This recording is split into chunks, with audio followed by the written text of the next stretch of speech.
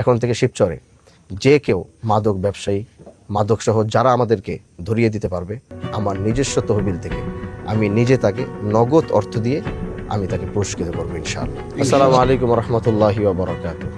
প্রিয় শিবচরবাসী, আশা করি যে যেখান থেকে দেখছেন সবাই ভালো আছে।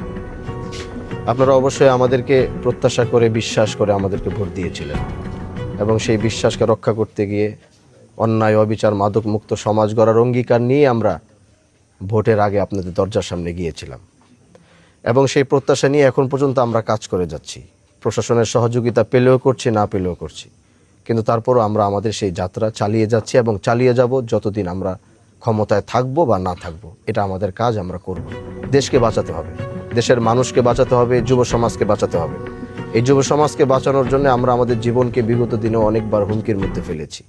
আমি একজন সংসদ সদস্য হিসাবেও আমার সিদ্ধান্ত নিতে হয় যে আমি নিজে মাদকের জন্য মাঠ পর্যায়ে গিয়ে আমি নিজে অভিযান করব। তারপরও দেশ ভালো থাকুক, এদেশের সন্তানরা ভালো থাকুক। এই জন্য আজ আমি একটি ঘোষণা দিতে চাই।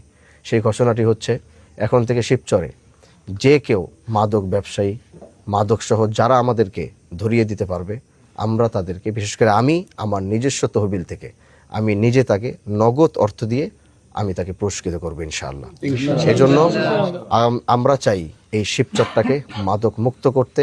আমরা ইলেকশনের আগেও যেভাবে এই শিবচরকে মাদক মুক্ত করেছি, এই মাদক যুক্ত যারা আছে, সে আমার যদি কেউ হয়, সে যদি আমার লোক কেউ হয়, আমার দলের কেউ হয়, বা অন্য যে কোনো দল, যে কোনো ব্যক্তি, যে কোনো ব্যবসায়ী, যত বড় প্রভাবশালী, আমি হানজালা ওয়াদা দিচ্ছি, আমি কাউকে মাদক রিলেটেড আমি কাউকে কোনো ছাড় দিব না। এতে যদি আমার সর্বোচ্চটুকু করতে হয়, যতটুকু না করলে হয় না, আমি তার থেকে বেশি করব, কিন্তু কোনো ছাড় দিব না।